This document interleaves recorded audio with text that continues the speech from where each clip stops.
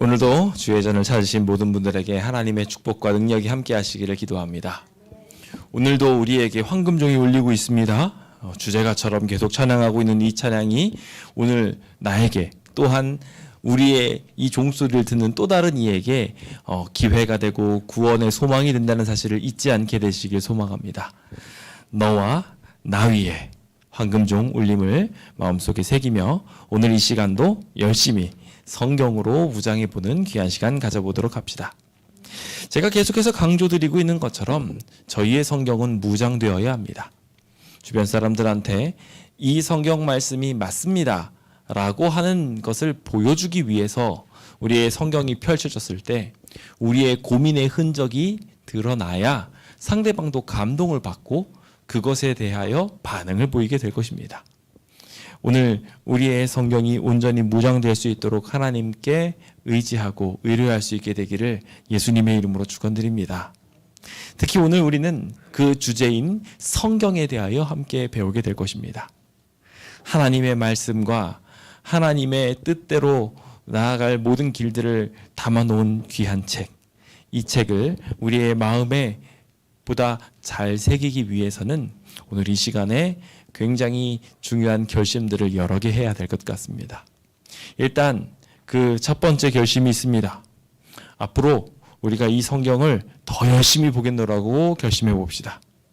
열심히 보겠다고 결심하는 일이 굉장히 필요합니다. 두 번째, 성경에 무지한 채로 남아있지 않겠다고 결심하십시오. 내가 성경에 대해서 잘 모르겠다면 모르는 것으로 넘어가지 마셔야 합니다. 성경을 자꾸 알려고 노력하셔야 됩니다. 그러지 않으면 우리는 백날 신앙을 해도 성경과 관계없는 신앙이 되어버리게 될 것입니다. 세 번째, 굉장히 중요한 또 한 가지 결심이 있다면 이 성경을 통해서 하나님께서 하시는 오늘의 말씀을 받기 위해 애쓰셔야 한다는 것입니다. 오늘 그 성경이 나와 결부되어지게 될 때, 내 삶이 성경과 또한 연결될 때 우리는 비로소 전도자가 될 수 있습니다. 성경을 다 외울 수는 없습니다. 그렇기 때문에 우리가 지금 연결식 성경 연구를 하는 겁니다. 그런데 우리가 이 연결식 성경 연구로 들어가려면 굉장히 중요한 단계들이 필요한데요. 뭐냐면 평소에 우리가 기록되었을 때라고 하며 말하는 습관들이 만들어져 있어야 됩니다.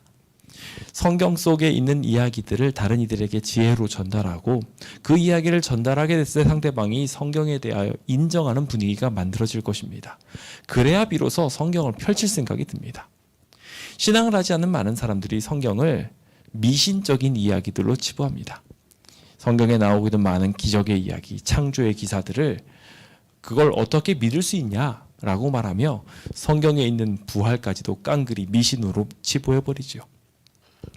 그러다 보니 우리가 평소부터 꾸준히 하나님의 말씀을 먹으며 이해한 부분들을 주변 사람들한테 던져주지 않으면 상대방이 이 말씀에 귀 기울이지 않게 될 것입니다. 그러므로 오늘 우리의 삶에 그와 같은 귀한 결심들이 세워지게 되기를 예수님의 이름으로 축원드립니다. 자, 오늘 우리는 성경은 신앙의 기초임을 다시 한번 확인하며 성경을 어떻게 이해하면 좋은지를 상대방한테 설명해 드리려고 합니다.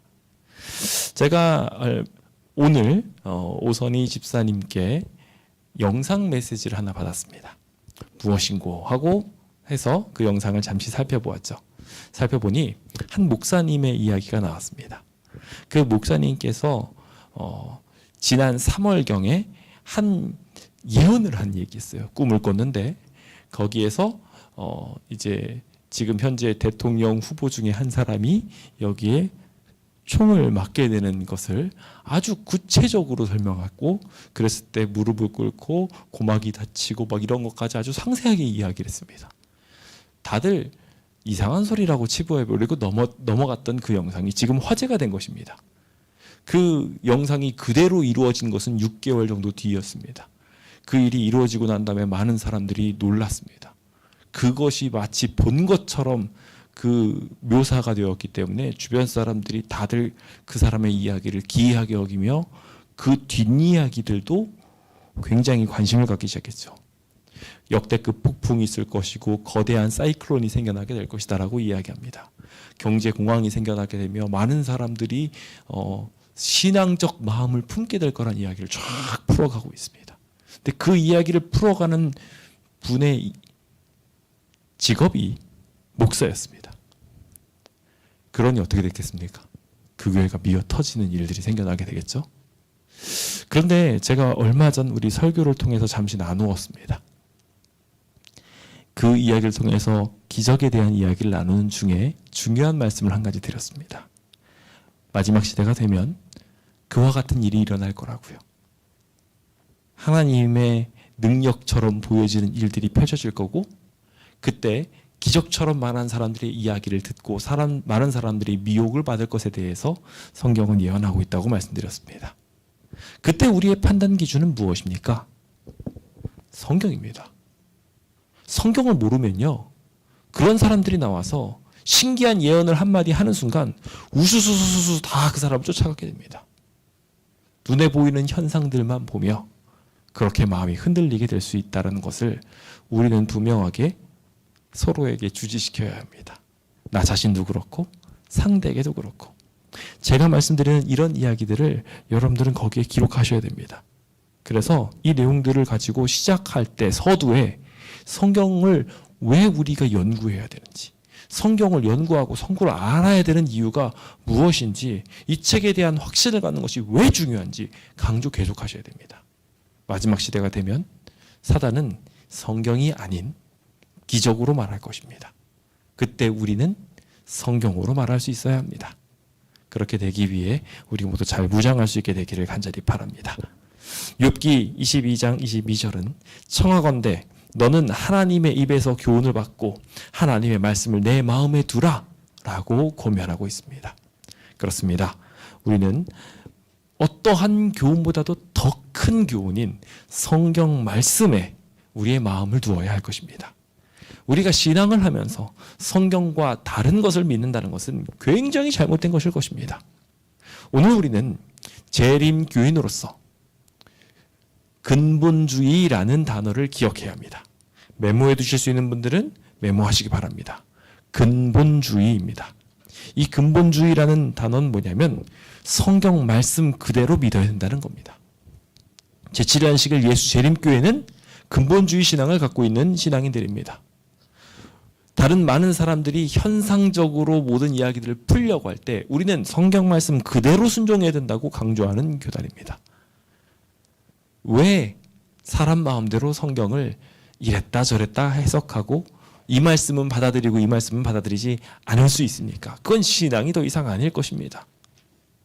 그것은 취미로 전락할 수도 있지요.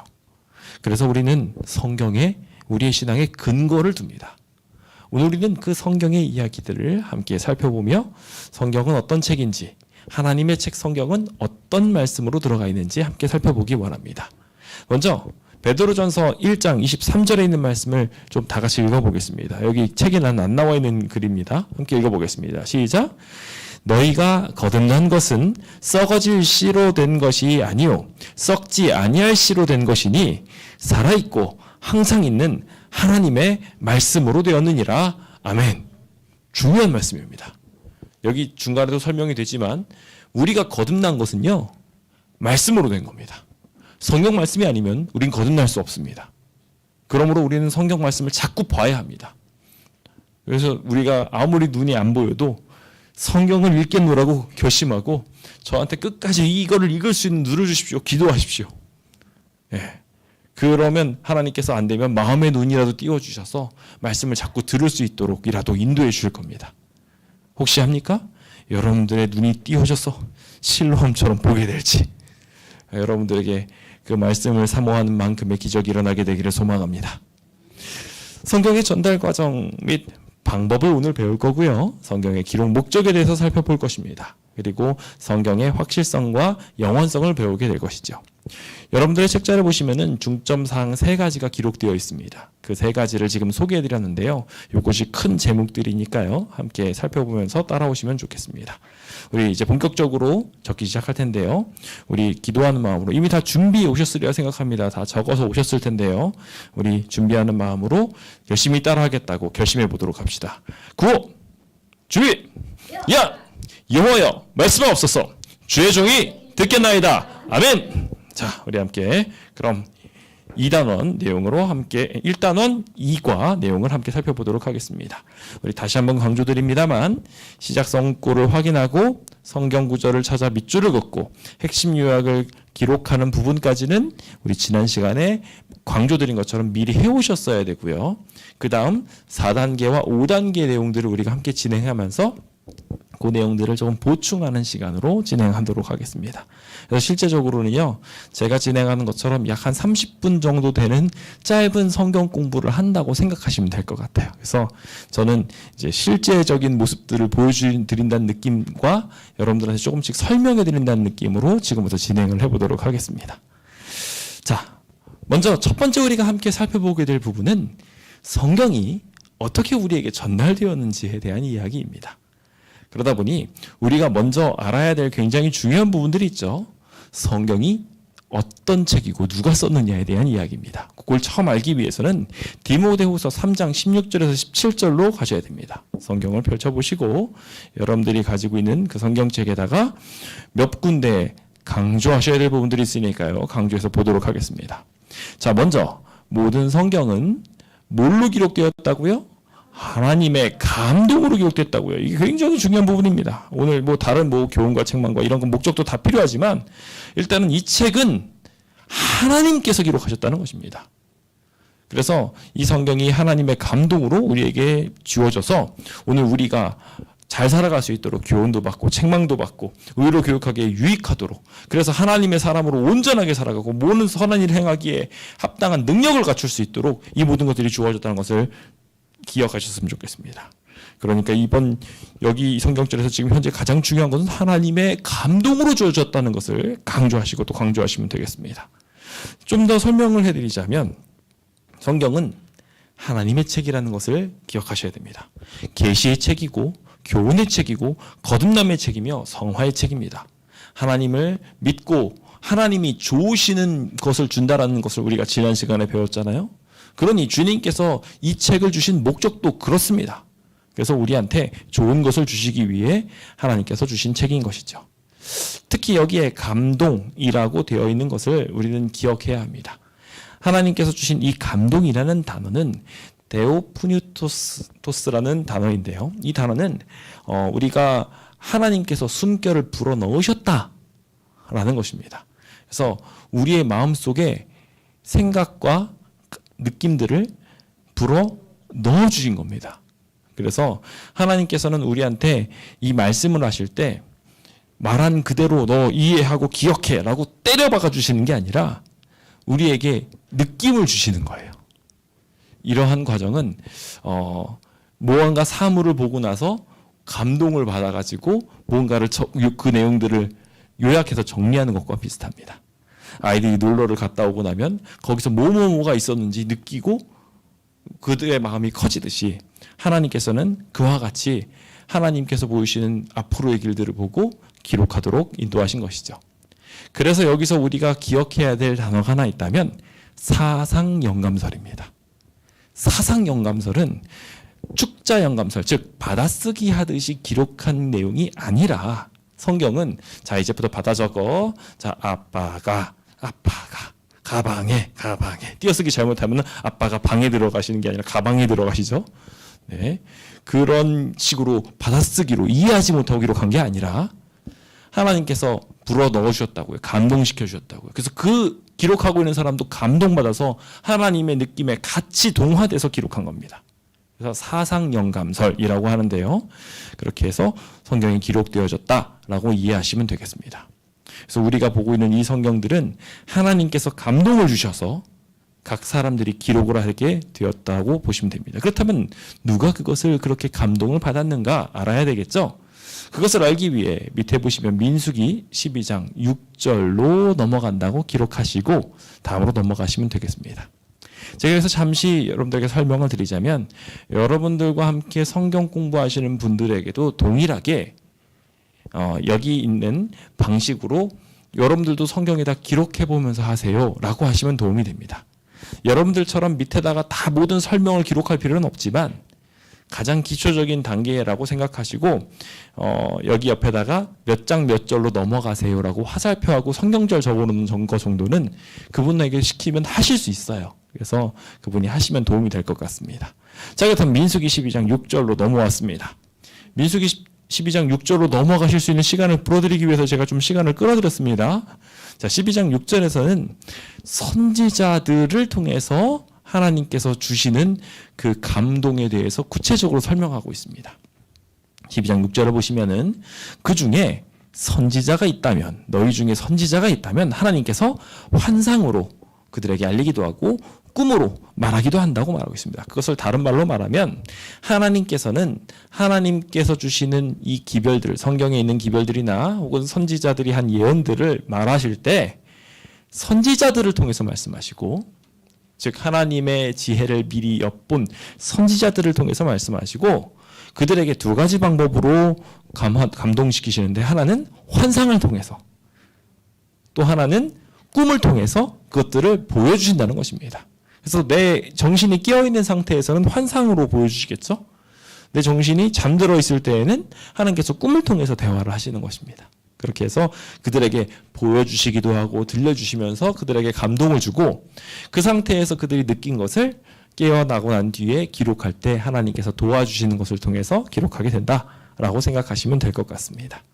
그래서 사실 꿈과 이상뿐만 아니라 다른 특별한 방법들도 있습니다. 예를 들어서 그냥 길을 가고 있는 중에도 소리를 들려주시기도 합니다. 그리고 멀쩡하게 내가 움직이는 중에도 천사를 발견하기도 하십니다. 뭐 그런 다양한 방법들이 있지만, 그러한 특별한 방법들을 통해서 하나님께서는 이 백성들에게 하나님의 음성을 들려주셨고, 그것을 통해 가지고 각 성경들이 기록되도록 만들어 주셨다는 것입니다. 거기에는 심지어 어떤 것도 포함되냐면요, 인간의 역사도 포함됩니다. 그래서 성경에 보면은 역대기, 열왕기라는 책들이 있습니다. 그 책에 보시면은 그냥 역사가 기록되어 있습니다. 근데 그런 것들을 할 때 하나님께서 그 역사를 통해서 이것을 기록한 저자들의 마음을 감동시키셨고, 그것을 통해 우리에게 하나님께서 하시고자 하시는 말씀들을 전달해 주시기도 한 것입니다. 그래서 모든 부분들을 다 하나님께서 꿈과 이상으로 설명해 주시는 않으셨지만, 기록을 하게 될 때 감동을 통해서 도와주기도 한다는 것을 기억하시면 좋겠습니다. 성경에는 기록 연대에 따라 몇 가지 분류가 있을 수 있는데요. 일단은 우리가 간단하게 이해하는 예수님이 오시기 전을 우리는 A, BC라고 하죠. 이 BC에 기록된, 그러니까 기원 전에 기록된 모든 책을 구약이라고 하고요. 그리고 기원 후에 기록된, 예수님이 오시고 난 뒤에 기록된 책을 신약이라고 이야기합니다. 이 구약과 신약은 옛 약속 그리고 새로운 약속이라고 이해하시면 좋겠는데요. 그 내용에 대해서는 잠시 후에 조금 더 상세하게 살펴보도록 하겠습니다. 예수님이 오시기 전 BC 1500년경부터 성경이 기록되기 시작했는데요. 왜 그때부터냐라고 물으시면요, 간단합니다. 그때부터 글이 상용화되기 시작했습니다. 그 전까지는 글이 기록돼도 사람들이 알아보지를 못했어요. 그런데 이때부터는 문자가 보편화되면서 많은 사람들이 이해하기 쉬워졌습니다. 그래서 주님께서 BC 1500년부터 이스라엘 백성들이 성립될 때 특별하게 기록하실 수 있도록 이것들을 기록하기 시작했습니다. 그때부터 이 책이 기록되기 시작해서 예수님이 오시고 난 뒤 100년까지 성경이 각각 기록되었습니다. 기록자 수는 약 40명에 달하는데요. 놀랍게도 거기에는 농부도 있고 어부도 있고 왕도 있고 법률가도 정치가도 있습니다. 그런데 다 이렇게 다른 신분이었음에도 불구하고 이 사람들은 놀랍게도 하나님의 지혜를 다 똑같이 잘 표현했습니다. 저는 이 부분에 하나님의 살아계심을 느낍니다. 하나님의 살아계심이 아니면 어떻게 1600년이라는 긴 시간 동안 각기 다른 지식을 가지고 있고 각기 다른 능력을 가지고 있는 사람들이 성경을 기록했는데 어떻게 그렇게 다 성경이 일맥상통하게 기록될 수 있는지, 하나님의 능력이 아니면 이것은 불가능하다고 저는 생각합니다. 우리는 이 사실을 통해 굉장히 중요한 걸 알게 되는데 하나님의 말씀은 과연 하나님의 감동으로 됐다는 것입니다. 그러면서도 신기한 것은 여러분들이 성경을 앞으로 읽어보시면 알겠지만 그들이 하나님의 감동을 받아서 쓸 때 그들의 개성을 잃어버리지 않았다는 것입니다. 누가는 의사처럼 성경을 기록했습니다. 그리고 베드로는 자신의 성격을 그대로 나타내며 곧이라고 쓰면서 성경을 기록했습니다. 자신의 개성, 자신의 능력을 그대로 발현하며 하나님께서는 각 성경을 쓸 때에도 우리와 함께 일하셨습니다. 그렇게 기록된 것이 성경이라는 것을 꼭 기억하시면 좋겠습니다. 그렇다면 이 성경에 대하여 조금 더 세부적으로 보기 위한 것이 하나 있습니다. 뭐냐면 그렇게 선지자들이 감동을 받았을 때 자기 마음대로 기록해버리면 어떡하냐라는 것입니다. 자, 그럼 볼까요? 베드로서 1장 21절로 넘어가 보도록 하겠습니다. 베드로서 1장 21절에 있는 내용을 보시면은 거기에는 굉장히 중요한 한 단어가 등장합니다. 자, 예언은 언제든지 뭘로 낸 것이라고요? 사람의 뜻으로 낸 것이 아니라 오직 성령의 감동을 받은 사람들이 하나님께 받아서 말한 것이라고 말하고 있습니다. 그러니까 사람의 뜻은 아니에요. 하나님의 감동으로 이 성경이 기록됐다는 것을 꼭 기억하셔야 됩니다. 그래서 우리는 이 성경이 올 때까지 성령의 감동을 입은 사람들을 통해서 이 모든 것들이 기록되었다는 것을 반드시 기억해야 합니다. 그래서 모든 예언들, 모든 성경들, 하나님께서 기록하라 하신 모든 것들은 다 하나님을 통해서 우리에게 주어졌다는 것. 그래서 특히 이 성령의 감동에 대해서 아까도 공부했지만 이 성경의 감동들은 하나님께로부터 오지 않으면 그래서 이것을 기록할 만한 내용들이 만들어지지가 않는다는 사실. 심지어 그것을 기록할 때도 하나님께서는 감동을 통해서 잘못 기록되지 않을 수 있도록 인도해 준다는 것입니다. 저는 여기에서 사본 이야기를 하나 포함시킵니다. 여러분들 기록해 놓으시려면 기록해 주시면 좋습니다. 만약에 하나님께서 감동하지 않으셨다면 성경의 사본들이 이렇게 일치하기가 쉽지 않습니다. 수많은 사본들이 이 세상에 많습니다. 많은 책들을 옮겨 적은 걸 말하는 거거든요. 근데 그 옮겨 적은 이야기들을 쫙 기록한 걸 보면 자기네 마음대로 써놨습니다. 그래서 처음에 있었던 이야기와 지금 있었던 이야기가 완전 달라집니다. 그래서 뭐 이솝우화라든지 그리고 전래동화 관련된 이야기들을 기록한 내용들을 보면은 처음 진본과 현재의 사본이 완전히 달라지는 경우들이 굉장히 많습니다. 그런데요, 성경은 어떤 줄 아십니까? 성경은 실수로 인간이 조금씩 오타로 쓴 그 몇 글자를 제외하고는 다 똑같이 기록되어 왔습니다. 그 정확도가 얼마나 대단한지 모릅니다. 히브리어에는 굉장히 세밀하게 써야 되는 글자들이 많습니다. 그런데도 불구하고 이렇게 실수함 없이 전달되어 왔다는 것은 하나님이 지키지 않고는 불가능하다고 저는 설명드리고 싶습니다. 하나님께서는 이와 같이 성령의 감동을 통해서 이 성경의 이야기가 와전되지 않을 수 있도록 늘 감동으로 지켜주셨습니다. 그러니 이 성경은 믿을 만한 책입니다. 우리가 보고 있는 현재의 성경과 과거에 보았던 성경은 같은 내용을 담고 있습니다.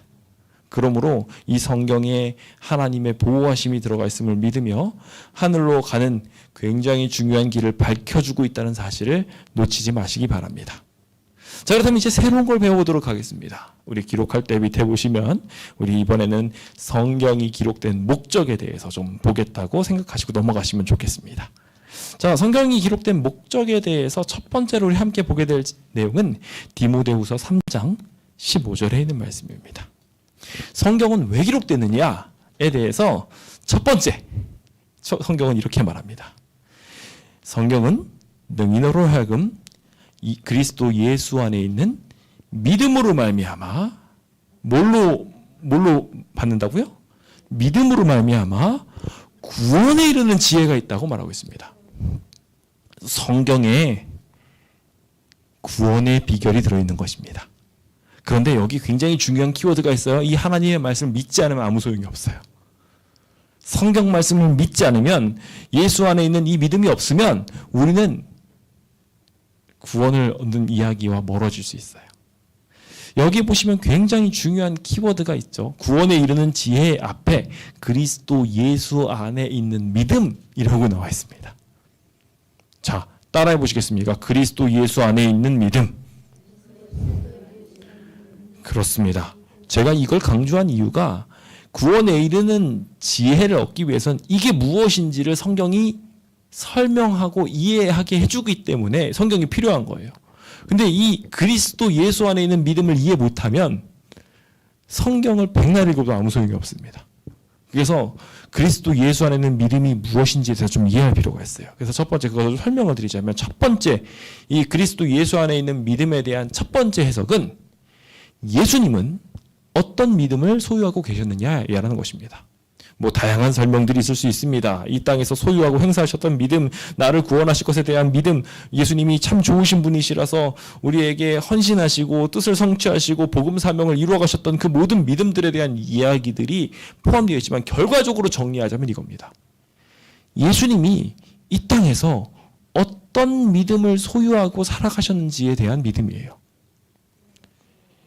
예수님은요, 하나님을 끝까지 믿으셨고요, 우리를 끝까지 구원하실 수 있다고 믿으셨어요. 그 두 가지라고 저는 강조드리고 싶어요. 예수님은 그와 같은 믿음으로 이 땅을 살아나가셨고 우리를 구원하셨습니다. 그 믿음이 우리 안에 있게 되기를 소망합니다. 예수님을 닮은 사람으로서 말입니다. 두 번째 기억해야 되는 것은 예수에 대한 믿음입니다. 예수님이 우리를 구원하셨다는 것을 우리가 믿는 것을 말하는 거예요. 그러니까 예수님이 소유하셨던 믿음에 대해서 우리가 이해하는 것뿐만 아니라 우리가 예수님을 믿을 때 구원받는다는 사실, 그것을 우리가 쫓아가는 것이 또 하나의 예수 안에 있는 믿음의 키워드인 것입니다. 우리가 여기에서는 나오지 않지만 장차 나중에 공부를 해 나가실 때 남은 무리에 대한 이야기가 나오는데요. 그때 예수 믿음을 가진 사람이 남은 무리다, 하나님의 백성이다라고 소개하는데 같은 해석이 여기에 포함됩니다. 우리는 남은 무리로서 이 예수가 소유했던 믿음, 동시에 예수님을 믿는 믿음, 그 두 가지로 구원에 이르게 됩니다. 그 사실을 생각하며 이 구원에 이르는 지혜를 성경에서 얻게 되셨으면 좋겠습니다. 저는 그래서 이 성경에 있는 이 구원에 이르는 지혜, 예수 그리스도를 믿는 그 믿음에 대해서 이렇게 소개해드리고 싶어요. 예수님이라면 어떻게 하셨을까? 저는 이 말로 이 믿음에 대한 이야기들이 다 해석되어진다고 생각합니다. 그래서 예수님을 온전히 우리가 믿기만 한다면 예수님께서는 우리가 반드시 구원을 받을 수 있도록 인도해 주실 것입니다. 우리가 그 사실을 성경을 통해서 자꾸 배우실 거고요. 그래서 성경을 통해서 예수님은 어떤 선택을 하시면서 살아가시기를 바라시고 그것을 우리에게 성경을 통해 권면하고 있는지를 보게 될 거고, 동시에 그거를 바라보면서 과연 하나님은 우리를 구원하고 싶어 하시는구나라는 것을 다시 확신할 수 있게 될 것입니다. 그렇게 해서 우리 하나님의 말씀 목적대로 우리 모두 구원에 이르게 되길 바랍니다. 다음으로 성경이 기록된 또 하나의 이유가 있습니다. 우리가 성경을 자세히 읽으면요, 예수님이 진짜 그리스도시구나 라는 것을 알게 됩니다. 그것을 알기 위해서 우리는 성경을 읽는 것입니다. 오직 성경을 이것을 기록함은 너희로 예수께서 하나님의 아들 그리스도이심을 믿게 하려 합니다 라고 기록하고 있습니다. 우리가 구원받는 것도 중요한데요, 그 전에 우리 능력으로 구원 못 받으니까 예수님이 이 구원을 주시는 분이라는 걸 확신하는 일이 필요해요. 그런데 진짜 예수님이 구원을 주실 만한 분인지 아닌지에 대해서 우리가 알아야 될 거 아니에요. 성경은 그것을 설명하고 있는 것입니다. 그래서 성경에 대한 요약을 결과적으로 해보자면 창조, 그 다음 죄의 시작, 죄가 되고 난 다음에 인간은 결과적으로 죽을 수밖에 없어요. 근데 그것을 우리 창세기 4장부터 시작해서 계시록 19장까지 예수님이 어떻게 구원하실지에 대한 이야기를 가득 기록해 놓은 거고요. 그 다음에 죄의 종결, 재창조, 이거의 반복이에요. 결과적으로 이 나와 있는 가장 핵심은 결과적으로 구원의 주체이신 예수님을 소개하고 싶었던 거예요. 예수님이 우리를 구원하시고 예수님이 우리를 살릴 수 있다는 것을 설명하기 위해 그렇게 성경을 이야기하고 있었던 것입니다. 이것에 대하여 조금 더 확신하기 위해 또 하나의 성경절이 필요합니다. 바로 영생을 얻도록 하기 위해 기록된 예수님에 대한 확신입니다. 요한복음 5장 39절은 이렇게 말합니다. 너희가 성경에서 영생을 얻는 줄 생각하고 성경을 연구하거니와 이 성경이 곧 내게 대하여 증언하는 것이니라.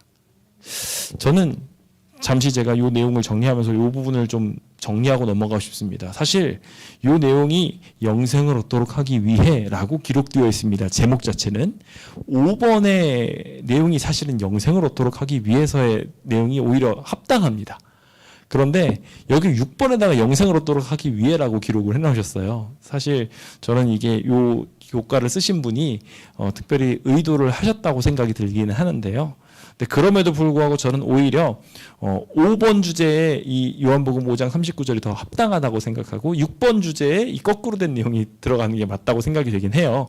근데 어쨌건 제가 여러분들 설명을 하시면서 여기 보시면 성경을 읽으면 영생을 얻는다라는 부분이 분명하게 묘사되어 있죠? 네, 그래서 그 부분을 강조하시면서 이 부분을 설명하셔도 좋겠습니다. 어쨌건 이 이야기는 영생을 얻게 되는데 무엇을 통해서 영생을 얻는다고 되어 있냐면 이 성경이 곧 내게 대하여 증명하고 있기 때문에 예수님에 대하여 증명하고 있기 때문에라고 이해하시는 게 중요합니다. 그래서 여기 나와 있지만 구약 성경 39권 그 책에는 종종 66권으로 나와 있는 경우도 있는데요. 구약 성경 39권이죠. 신약 성경 27권은 각각 예수님에 대해서 다르게 설명하고 있는데 구약 성경 39권은 예수님이 어떻게 오실지에 대해서 초림에 대해서 강조하는 부분이 많았다면 신약 성경은 예수님께서 이 땅에서 태어나신 이후의 삶을 쫙 설명하시고 난 뒤에 다시 오실 예수님을 강조하고 있다고 분명하게 이해합니다. 그래서 초림의 목적과 재림의 목적을 성경은 명확하게 이야기하며 결과적으로 우리 구원하려고 예수님이 오신다는 거예요. 그래서 예수님이 이 땅에 오셔서 인간을 죄로부터 구원하시고 다시 오셔서 이 죄로 가득한 세상에서부터 우리를 구원하실 거라고 성경은 분명하게 말하고 있습니다. 그 사실이 오늘 우리 성경에 있어서 굉장히 중요한 열쇠들임을 기억하게 되셨으면 좋겠습니다. 자, 그래서 오늘 우리는 이 초림과 재림에 대한 이야기들을 성경에서 보면서 자연스럽게 예수님께서 우리에게 구원 주신다라는 이야기들을 확인하게 되는데요. 그것 외에도 아주 중요한 우리의 깨달음이 필요한 것이 있습니다. 무엇이면 미리 알려주려고 주님께서 그냥 예수님에 대해만 설명하시려고가 아니라 예수님을 믿는 우리가 이 땅을 살아가면서 앞으로 어떠한 어려움들이 있을 건데 그런 어려움들을 어떻게 극복하면 좋은지를 알려주시기 위해서 미리 준비시키려는 목적으로 성경을 기록하셨어요. 그러니까 성경을 기록한 중요한 목적 중에 하나는 앞으로 일어날 일들에 대해서 미리 대비하게 하기 위함이다라는 것입니다. 아모스 3장 7절입니다. 주 여호와께서는 자기의 비밀을 그 종 선지자들에게 보이지 않고는 결코 행하심이 없으시리라. 여기서 가장 중요한 것은요, 자기의 비밀입니다. 그리고 두 번째, 보이지 아니하시고는입니다. 이 두 단어는 굉장히 중요합니다. 하나님께서는요, 하나님의 비밀을 우리한테 알려주신다는 거예요.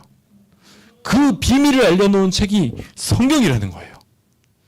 이 책은 그래서 비밀의 책입니다. 하나님의 비밀을 담겨놓은 책입니다.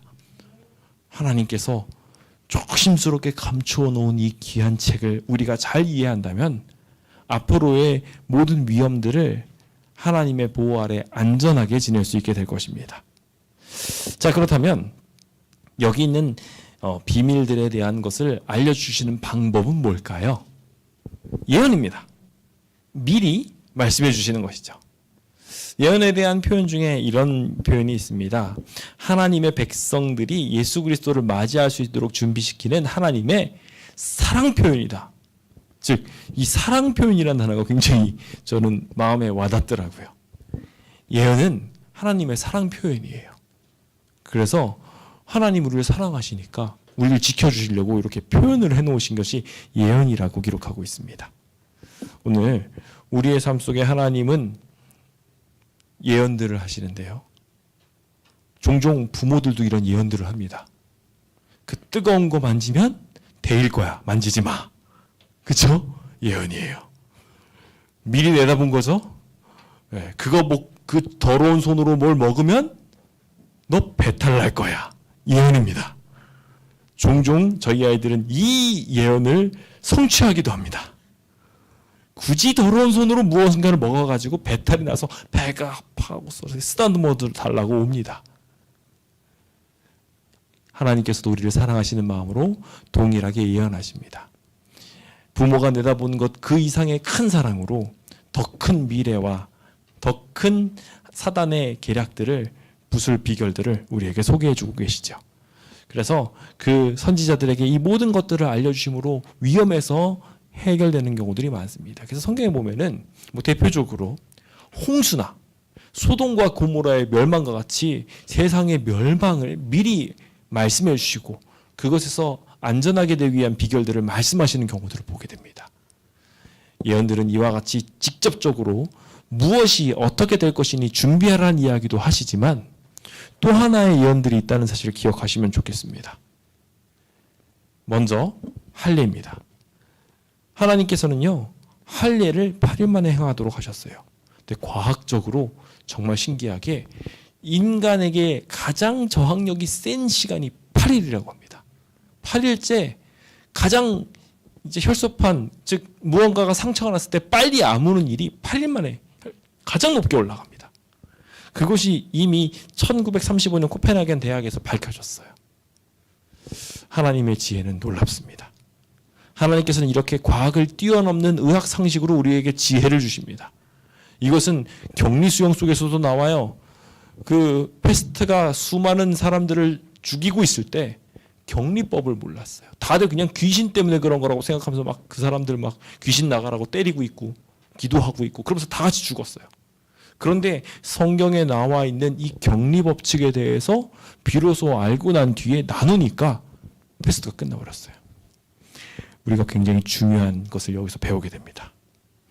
흑사병을 하나님의 말씀대로만 순종하면서 살게 된다면 안 경험해도 됐다는 거예요. 우리가 이러고 듣다 보니까 생각나는 게 있죠. 하나님께서는 분명하게 말씀해 주셨어요. 너희가 이 말씀을 유의해서 잘 지킨다면 애굽에 내린 질병 중에 하나도 너희에게 내리지 않을 거라고 주님께서 말씀하셨어요. 우리가 그 사실을 기억하고 성경에 앞으로 있을 우리의 위험을 위한 모든 좋은 지식들이 들어가 있다는 사실을 꼭 기억하셨으면 좋겠습니다. 자, 8번째입니다.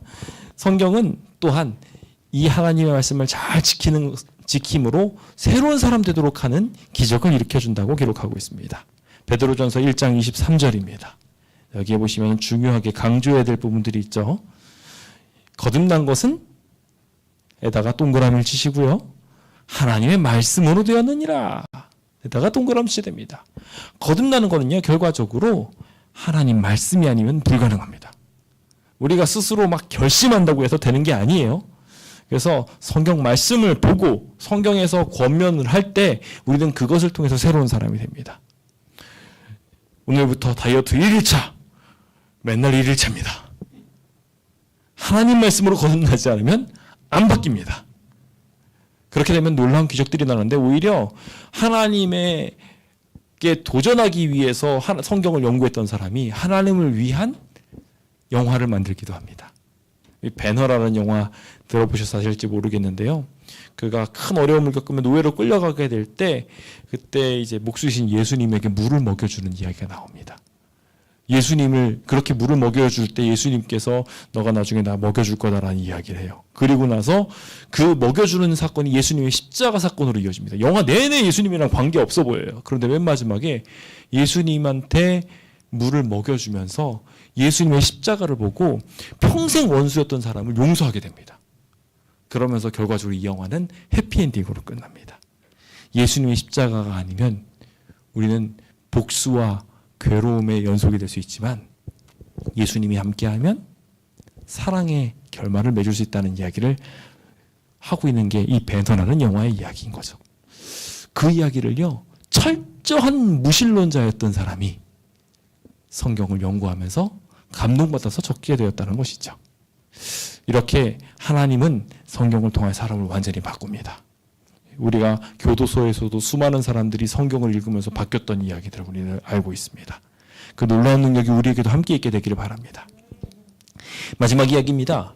성경이 우리는 그렇게 우리에게 좋은 책인데, 옛날엔 좋은 책이어도 지금은 아무 소용없다고 하면 아무 소용이 없겠죠. 성경은 굉장히 확실한 책이라서, 너무나 진리인 책이라서 시간의 구애를 받지 않습니다. 과거에만 유용한 책이 아니라 지금도 유용하고요, 나중에 우리가 하늘나라 가고 난 뒤까지도 영원히 유용한 책이 될 것입니다. 그래서 그 성경의 확실성과 영원성에 대해서 잠시 살펴보겠습니다. 첫 번째, 이 책이 얼마나 확실한 책인지에 대해서 설명하기 위한 부분으로 이사야 34장 16절을 보기 원합니다. 여호와의 책에서 찾아보라고 이야기하며 이것들 가운데 빠진 것이 하나도 없고 짝이 없는 것이 하나도 없다고 이야기하고 있습니다. 하나님의 명령이 이것을 모았기 때문에 거기에는 빠진 것도 짝이 없는 것도 하나도 없이 완벽합니다. 오늘 하나님의 말씀이 이와 같이 우리에게 주어졌다는 것을, 참 놀라운 일이라는 것을 다시 한번 확인하게 되었으면 좋겠습니다. 아까도 말씀드렸지만 성경의 통일성은 놀랍습니다. 1600년간 40여 명이 기록했음에도 불구하고 완벽하게 일치하고요, 그 내용들이 일맥상통하고 서로를 상호 보완합니다. 심지어 신약과 구약도 얼마나 조화를 잘하는지, 그 두 가지의 조화들을 우리는 정말 확실하게 볼 수 있습니다. 이것은 여러분들이 확인하지 않으면 쉽지 않습니다. 함께 성경을 공부하면서 확인하게 되었으면 좋겠는데요. 그러기 위해서 10가지 성경 공부 방법이 있습니다. 우리 나중에 한번 천천히 같이 공부해 보면 좋겠습니다. 이 부분은 어렵습니다. 당장 여기 구독자들한테 설명하기는 어려운 부분이라서 넘어가게 되는데요. 굳이 이 부분을 설명하고 싶다면 10가지 공부 방법을 통해서 결과적으로 우리는 성경이 얼마나 완벽하게 만들어진 책인지를 확인할 수 있습니다. 조사해도 분석해도 비평해도 역사학적으로 찾아봐도 문학적으로 봐도 수사학적으로 보고 비교하고 종합적으로 보고 주제별로 보고 신앙적으로 다 봐도 이 책이 완벽한 책이라는 것을 확인할 수 있을 것입니다. 라고 설명하기 위한 부분으로 이 부분을 설명하실 수 있습니다. 역사적으로 이 많은 사람들이 이렇게 성경을 연구해왔고, 그렇게 연구한 모든 사람들이 한 입을 모아서 한 말은 결과적으로 성경은 완전하다는 것이었습니다. 지금도 그래서 수많은 사람들이 성경을 여전히 공부하죠. 뿐만 아니라 이렇게 완전하다 보니까 마태복음 5장 18절에 나온 것처럼 1.1핵도 바뀌지 않습니다. 영원합니다. 그래서 마태복음 15장 8절을 보시면은 율법의 1.1핵도 결코 없어지지 아니하고 다 이루어질 것이다라고 말하고 있습니다. 없어지지 아니할 영원할 말씀, 그것이 성경이라는 것을 꼭 기억하셨으면 좋겠습니다. 잠깐 여기서 설명을 드리자면, 여러분들이 여기에 성경절이 2개 나와 있어서 헷갈리시죠? 가르치시다 보면은 2개가 요 성경절이 나와 있어서 헷갈리실 텐데, 저는 이렇게 씁니다. 요거를 1개를 하고 나서 밑에다가 기록을 해놓든지, 저는 이렇게 기록해 놓고 설명하기가 좀 애매할 때는 제가 그 내용을 이사야서 40장으로 가도록도 해놓습니다. 2개로 다 갈 수 있도록. 2개로 다 간 다음에 결과적으로 제가 생각하는 중심절인 마태복음 5장 18절로 다시 돌아오게 만듭니다. 그러니까 이사야서 40장 8절에 제가 성경을 찾아봐도 이 내용이 비슷하게 적혀 있는데 다시 마태복음 5장 18절로 돌아오게 만들어져 있습니다. 그러면 다시 마태복음 5장 18절에서 다시 원래 경로를 찾아서 다음 성경절로 찾아갈 수 있도록. 그러니까 2개의 성경절이 있는 경우가 앞으로 계속 나올 거예요. 그럴 때 핵심 성경절을 하나 정하시고 그 성경절로 다시 돌아오도록 만들게 하시면 됩니다. 이거는 여러분들이 선택하시면 되는데요. 쉽게 판단하실 수, 미리 해오셔야 되니까 쉽게 판단하셔야 될 것이 있다면 뭐냐면은 여기에서 제목을 보시면요. 1.1핵도 없어지지 아니한다고 말했죠. 그렇다면 마태복음 5장 18절에 1.1핵도 없어지지 않을 거라고 기록되어 있죠. 그렇죠? 그러니까 이거랑 주제절이 딱 맞잖아요. 그러니까 딱 맞으니까 이게 주제절인 거예요. 2개 성경절 중에서. 그렇게 하시고 기록하시면 되겠습니다. 그렇게 기록하셔서 오시면은 영원성이나 이런 것들을 설명하시는 게 하나도 어렵지 않으시리라 생각합니다. 성경을 없애려고 하는 사람들이 참 많았지만 그것들이 결코 없어지지 않고 여기까지 오셨다는 것을 설명을 잘 하시면 좋을 것 같네요. 뭐 연구 방법들에 대해서 이야기하는데 뭐 주관적 연구 방법, 연역적 연구 방법, 귀납적 연구 방법들이 등장을 합니다. 이거는 성경을 끝나고 이 공부가 끝나고 나서 성경은 영원한 책임이라고 마무리 짓고 요거를 통해 가지고 앞으로 공부할 겁니다. 주관적으로 공부하는 방법은 뭔가 내가 이런 내용들을 가지고 설명하기 원합니다라고 하는 부분이고요. 연역적으로는 주제에 맞는 성경절을 찾아가면서 설명하고, 귀납적으로는 쭉 이야기를 보고 나서 그러므로 이것입니다라고 정리하는 부분이라고 이해하시면 되는데요. 천천히 한번 보도록 하겠습니다. 자, 오늘 여기까지 일단은 10번 내용을 다 살펴보았습니다. 이런 식으로 하면은 지금 제가 뭐 이것저것 설명을 곁들였음에도 불구하고 한 30분도 안 되는 시간 내에 공부 하나가 끝납니다. 제가 일종의 샘플처럼 보여드린 거예요. 이제 개인적으로 하다 보면은 뭐 잡담도 더 나눌 수 있기도 하지만 뭐 30분만 상대방과 성경을 공부하려고 마음만 먹으면 충분히 하실 수 있는 내용입니다. 제가 여기 보면은요, 이 내용이 완전하지 않습니다. 저는 사실 요걸 보면서 아쉬운 게 많았어요. 뭐 예를 들어 가지고 하나님의 말씀은 살아있고 좌우의 날성검과 같아서 우리의 혼과 영과 골수까지도 찔러 쪼개기까지 한다. 하나님 말씀 이렇게 강력하다. 이런 말씀 우리 너무 잘하는 말씀이잖아요. 그렇죠? 근데 여기 안 나와 있습니다. 그럼 뭐 어떻게 해야 될까요? 사실 저는 여기 나와 있는 것에 끝이라고 적어놓긴 했지만 괄호한 다음에 이 성경절을 적어놨어요. 그래서 혹시 여러분들 필요하신 분들이 계실까봐 잠깐 말씀을 드리자면 그 성경절은 잠시만요.